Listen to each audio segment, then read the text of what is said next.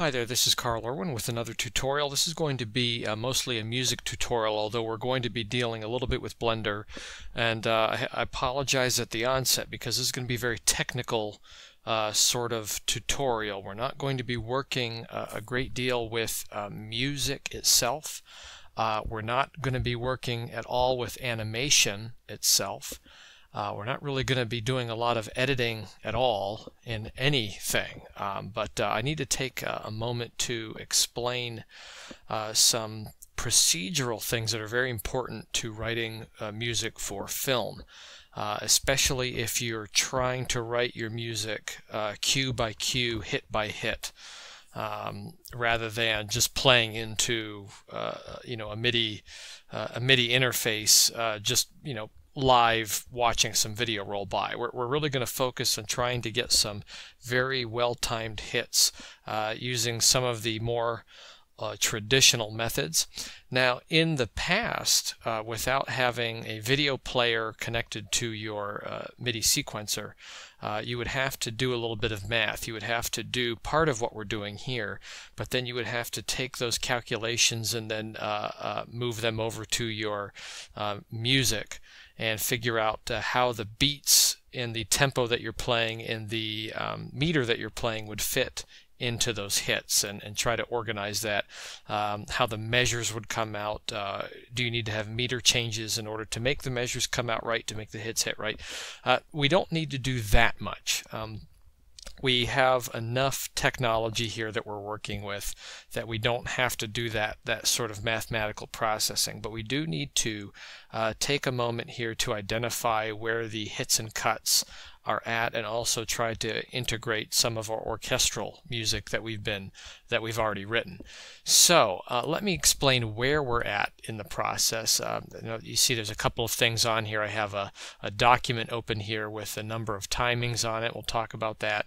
You also see that I have a work print of the film. The film is actually finished as far as I'm concerned. I don't think I'm going to change anything more about it.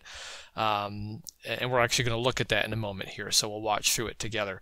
But I have a work print, which is a low resolution black and white copy of it that has the time code and the frame numbers in it, so that I can more quickly reference where I'm at without having to look at the interface inside of Blender. So we're running this in the video sequencer in Blender, and then I have a text document over here where I'm making some marks. In addition to that, I'm using a few files, a few audio files. One of them, three of them actually, are these. I took three different sounds from one of the Hydrogen drum kits. Hydrogen is a drum sequencer. It's got a lot of great sounds there. These are FLAC sounds. I took some really short, prominent sounds, a couple of hi-hat cymbals and a kick bass that doesn't have any reverb on it, just very, very quick, short, clear sounds that not only can be heard but show up very clearly in wave form as you're looking at an audio file set into either Blender or into LMMS. So I named each one of these files. One of them I called cut, another one I called hit, and then another one I called marker. So briefly, what these mean, I identified three different kinds of markings that I needed to account for, and one of them is the cuts. So that is where the camera is cutting to a new perspective or a new picture. Okay, so I wanted to mark each one of those. The second thing I wanted to mark was hits. These are things that are happening within sequences, within maybe a shot, that I wanted to account for with some sort of musical moment. I have a few of those. And then also I wanted to have one for a marker. Now this is for the transference of music that I am sequencing here inside of Blender in the video editor. So we've already composed some of this orchestral music, and I took that mastered file, and we're not going to talk about the mastering today, but this is the mastered final output. That'll be a tutorial for another time when we look more closely at the music specifically. But I have a mastered final copy of it, and I wanted to kind of move it around inside of the video sequence editor with my cut of the film and see if I could find a good place for that preconceived thematic material to sit. And I came up with two places. Now what that required me to do, if I go into this here, tab into this sequence here. So I've got one full instance of that audio file right here. If I play that back, you can hear it. So that should sound familiar. But then I also have a piece of it elsewhere over here. So there's another instance of it that fades in. Now what I did is I expanded this out to where the audio file actually begins, and I placed a marker at the beginning of each one of these audio files so that I would know in LMMS where to place that audio file at the starting point. And I accounted for that in a separate sequence here called orchestral markers. And if I go to this one here and I tab into it, you can see that I have some markers placed. I have one back here, I have one over here, and then I have another one over here. Now the second marker accounts for the second audio file where it starts at, but then the third marker accounts for where the fade in begins for that orchestral piece, for that audio file. Okay, so these markers are very important in the transference of these locations where I've determined to put my orchestral music into LMMS. Remember, LMMS does not have a video file player. It does not have MIDI timecode output, so we're not able to sync it with anything as of yet, which is unfortunate.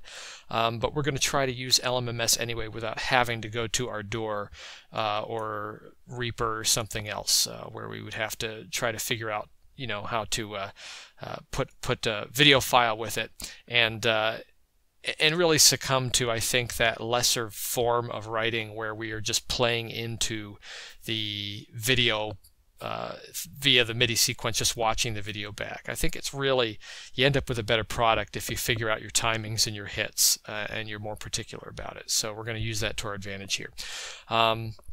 So that's the orchestral pieces down here, these audio files and the markers for them. Then I have another section up here for cuts. Now this is dealing specifically with where the shots cut apart. So I used a particular sound just for those, and I indicated, for example, if we look here, let me tab back out, you'd find that there is a cut point. Find a good place there. That was one actually where the scene changes, so you can see the cut point here. There's a whiteout, and then we go to a new scene with this white in. And let me see if I can find another one that's a little bit more clear.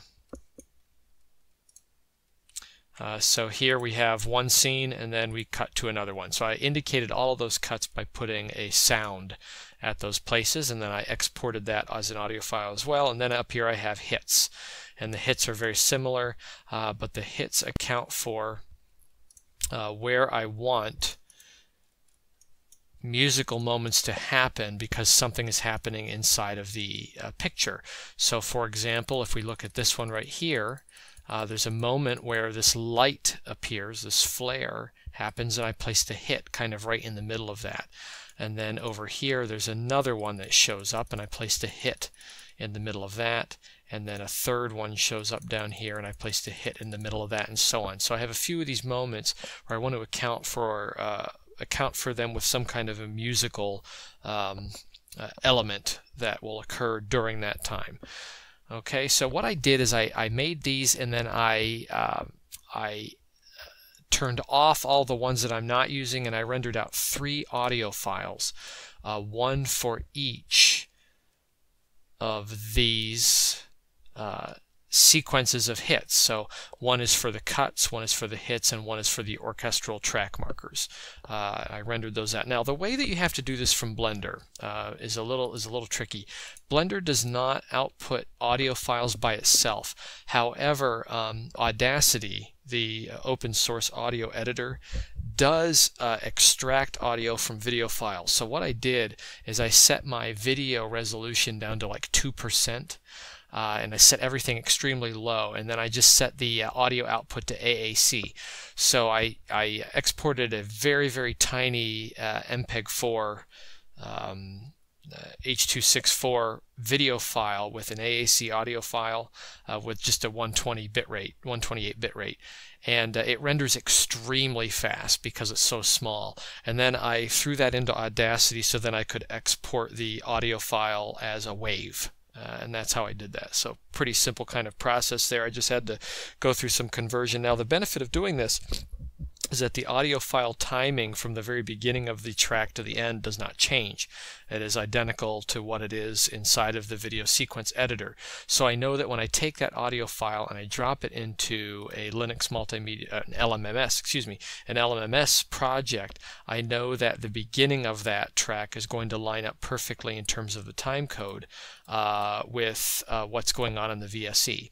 Now from this I can take, for example, this orchestral track marks here. I dropped in the wave file and I can see where the wave is happening, each one of these markers.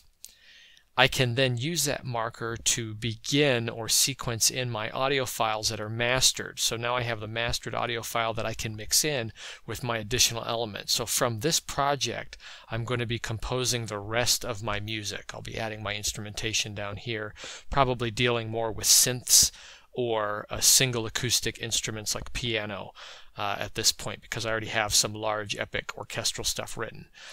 So that is the transference of that data, and this is how we're going to deal with it. Now the good news about this is that I ought to be able to change my tempo and my time signatures and everything where I want to, and it won't affect the timing of these audio files. These audio files should sit exactly where they're at this point. It shouldn't change anything about where they're at in terms of timing.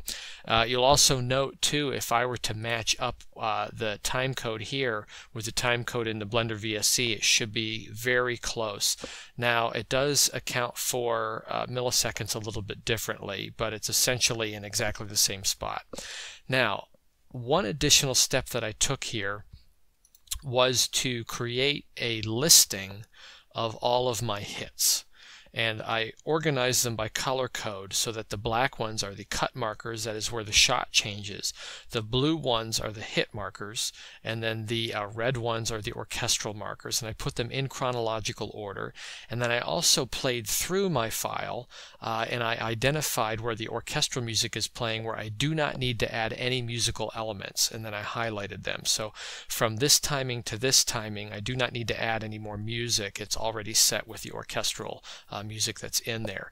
Everything outside of that is fair game to create some kind of musical element. Now that doesn't mean that I'm going to make a musical element for every single one of these moments.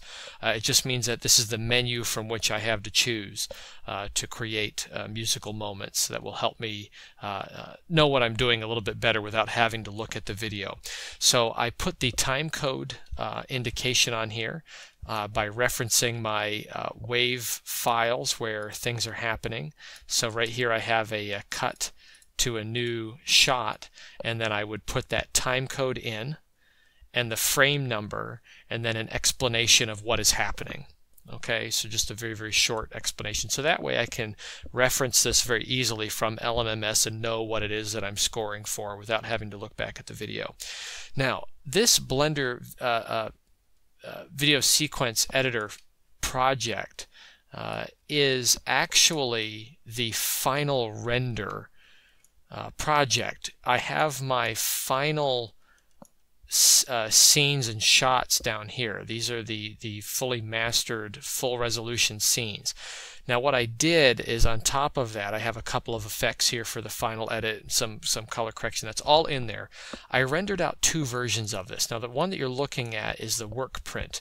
Again, this is a low resolution black and white instance of it. Now if I were to turn this off, I have another version of it, which is a full resolution but lower quality version of it. If we go here to scene render size, So this is a full resolution but low quality video file of the entire film, so that I can reference that as well. Now the reason why I did this is because if Blender VSE is playing back all of my video files down here, which are very large, as well as the effects that I've put on top of them, it's not going to run at the proper frame rate. It will run a little bit slow and a little bit under. So by making a copy of this, just a low quality copy of it, I'm able to play it back much more in real time. And then by using the work print specifically, I can play it back in real time.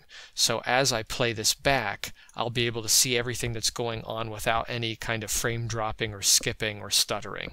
And that's a good way to work. And I can do it even better if I set up my proxy over here. So my proxy render for this viewport is set at 50%. So it will automatically just keep it at 50% no matter what my resolution settings are over here.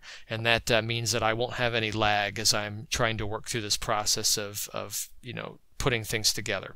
So let me show you the video real quick. You've probably wanted to see this. I'll explain a few things that I've done.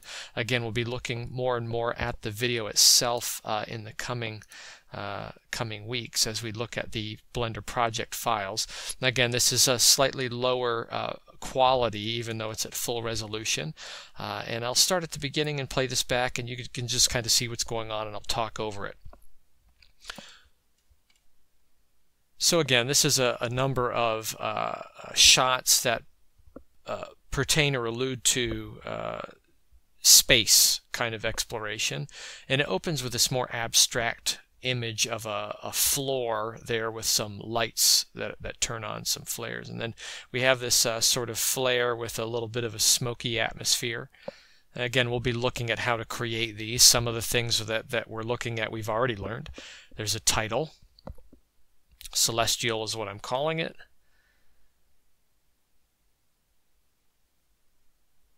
And then we have some flare turning on.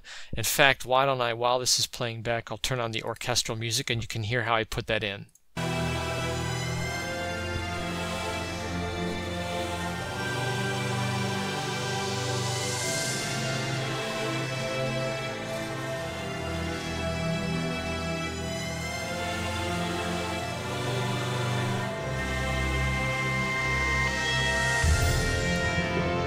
Now some of these hits just worked out. What I did is I picked one major hit, I lined that up, and I tried a couple of variations until I found a place where by chance I was getting a lot of good hits on the music with the changes of imagery.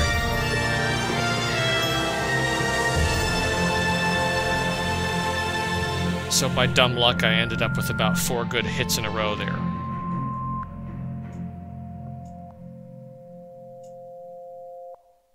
So that's one place front-loaded where I'm putting the music, the orchestral music.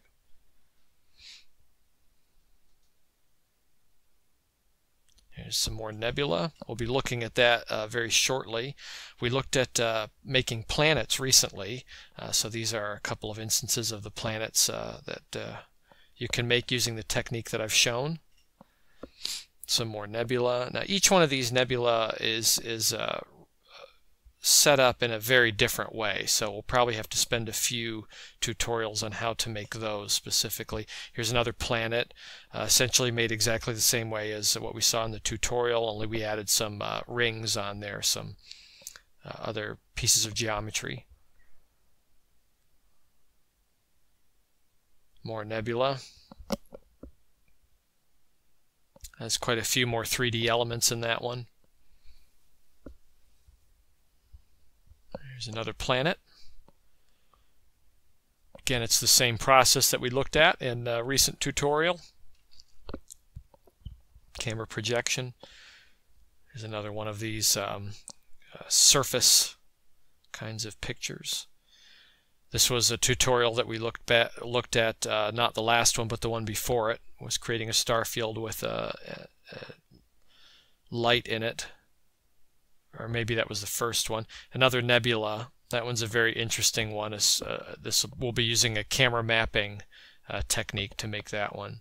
And then here are these wormholes. These are not black holes. These are actually wormholes. very similar to the imagery that we see in Interstellar. There's a far shot and more of a medium shot, and we get closer and closer to it. Now, this probably looks pretty impressive to you, and I promise you we're going to put this in the viewport. So it'll be what you see is what you get, and we'll see it in the viewport. We're going to use some pretty tricky maneuvers to make this one work, but we're going to make a rig. Here's where the music comes back in again. So this will be a repeat of the ending of that track.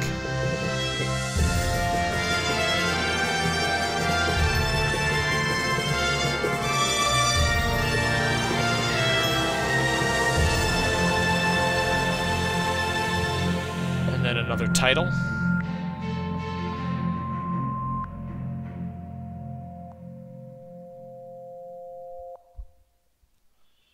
So we have a lot to look at here with respect to Blender projects and different kinds of shots to make. We've only really hit the tip of the iceberg with respect to that. And we're really only at the tip of the iceberg with respect to the music as well. So the music is going to be a bit of a process here. But now we have all of the reference and math done so that we can start writing. Hopefully on the next music tutorial that we do, we'll be putting some new music into a project file that will be the final output that we will then bring into this project file in the video sequence editor, and then do a fresh, full resolution, near lossless render of the film, and then we'll be done. So a couple more things here just quickly to finish that conversation about the wormhole. That is going to be something that will be done in the viewport, and we're going to use trickery to do everything in there without any kinds of compositing outside of it or any kinds of complex rendering. It'll all be OpenGL.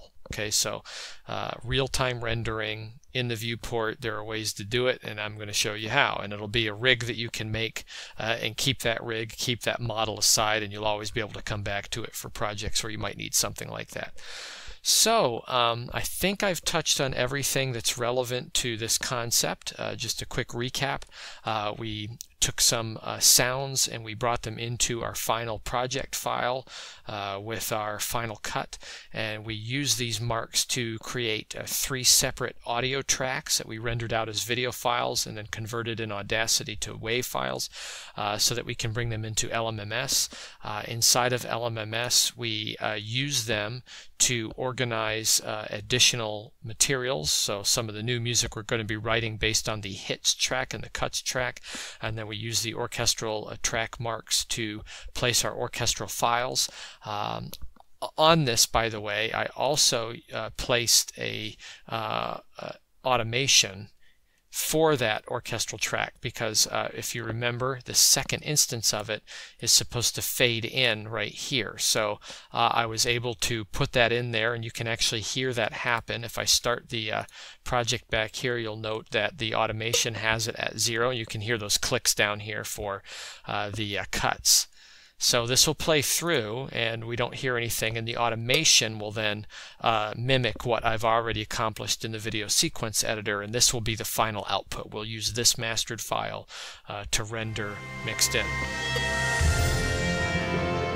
And you can see how that works. So we're using automation already. So this is part of the final output, these 2 instances of the orchestral track. That's going to be in the final render when we finally put it out. And then we will disable or delete our cut references when the time comes to complete this final soundtrack.